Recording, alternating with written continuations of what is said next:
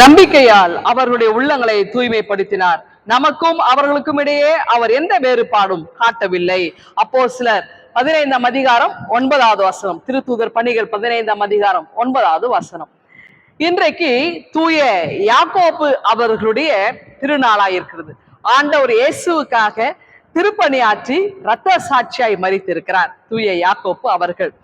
இன்னைக்கு இவர் யார் அப்படின்னா, யூதா ததேயுனுடைய சகோதரரா இருக்கிறார்.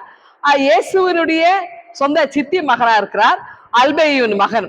இவர் பக்தியில ரொம்ப ரொம்ப சிறப்பானவரா இருந்தார். இயேசுவின் மீது பக்தி இருந்தது, கடவுள் மீது ரொம்ப இறை நம்பிக்கை இருக்கிறது, விசுவாசத்துல ரொம்ப அதிகமாய் வேறு ஊன்றியவராய் இந்த யாக்கோப்பு இருந்திருக்கிறார்.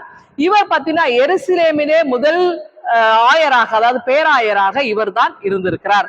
அதாவது ஏரோது அக்ரிப்பாவால இவருக்கு அதிகமான கொடுமைகள், இன்னல்கள்லாம் வந்துச்சுங்க.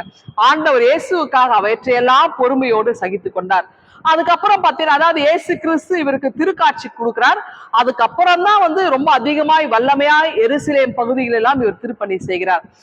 பவுல் கூட பார்த்தீங்கன்னா, தூய பவுல் அவர்கள் இந்த இயேசுனுடைய திருக்காட்சியை கண்ட பிறகு இயேசுவுக்காக பணியாற்றும் பொழுது எருசலேமுக்கு வருகிறார். 3 ஆண்டு காலங்கள் கழித்து வருகிறார். அப்படி வரும்பொழுது யாக்கோப்பு தான் ஓடி சென்று 2 கரங்களை நீட்டி தூய பவுல் அவர்களை அணைத்து அவர் அன்போடு வரவேற்றார். திருப்பணியில 2 பேரும் ரொம்ப அருமையாய் இவர்கள் ஊழியம் செய்திருக்கிறாங்க. அடுத்து பாத்தீங்கன்னா, ஒரு முறை பேதுரு என்ன சொல்லியிருப்பார்னாக்கா, அநேகர் இந்த பிற சமயத்தை சார்ந்தவர்கள், பிற இனத்தை சார்ந்தவர்கள் இவங்க சபையில இவர்கள் அங்கத்தினரா உறுப்பினரா செய்யறாங்க.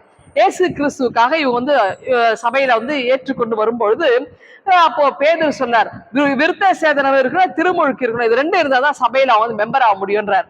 அப்ப அந்த நேரத்தில் யாக்கோப்பு தான் சொல்வார், ரொம்ப தைரியமாய் சொல்வார், சகோதரரே, இவர்களை இயேசுவை ஏற்றுக்கொண்டு விசுவாசத்தோடு நம்முடைய இணைவதே பெரிய விஷயம், அவங்களை நீங்க தொல்லை கொடுக்காதீங்க அப்படின்னு சொல்லியிருப்பார். இவ்வளவு இயேசுவுக்காக, ஆண்டவருக்காக அதிகமா இவர் துன்பத்தை எல்லாம் எடுத்தார். கிபி 62 பார்த்தீங்கன்னாக்கா, இதே நாளிலே தான் கயவர்கள் இவரை கல்லால் எறிந்து எருசலேமிலே கொன்றார்கள். ஆகவே இதை தூய யாக்கோப்பு அவர்கள் ஆண்டவர் இயேசுவுக்காக அதிகமாக இவர் துன்பத்தை ஏற்றுக்கொண்டார்.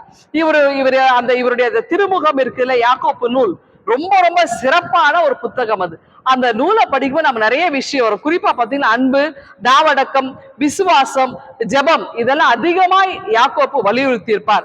ஆகவே இது ஒரு தங்க சுரங்கம் அப்படின்னு சொல்லுவாங்க. ஆகவே யாக்கோப்பு நூலை நாம சிறப்பான முறையில கற்போம். யாக்கோப்பினுடைய வாழ்வுக்காய் நான் நன்றி சொல்லுவோம். ரத்த சாட்சிகளாய் மரித்த எண்ணற்ற இது போன்ற விசுவாசிகள் நாம் நினைத்து இயேசுவிடத்திலே அவர்களுக்காக நாம மன்றாடுவோம். நாமும் ஆண்டவர் இயேசுவுக்காக எந்நாளும் சாட்சியாய் வாழ நம்மை அர்ப்பணிப்போம். இந்த சிந்தனையோடு இந்த நாளை நீங்கள் துவங்குங்கள். ஆண்டவர்களை ஆசீர்வதிப்பாராக. ஆமேன். எங்கள் அன்பின் ஆண்டவரே, தூய யாக்கோப்பாவுடைய வாழ்வுக்காக நன்றியோடுமை துதிக்கிறோம். ஆண்டவர் இயேசு எங்களை ஆசீர்வதிப்பீராக. மீட்பர் இயேசுவினை வேண்டிக் கொள்கிறோம் எங்கள் அன்பின் கடவுளே. ஆமென்.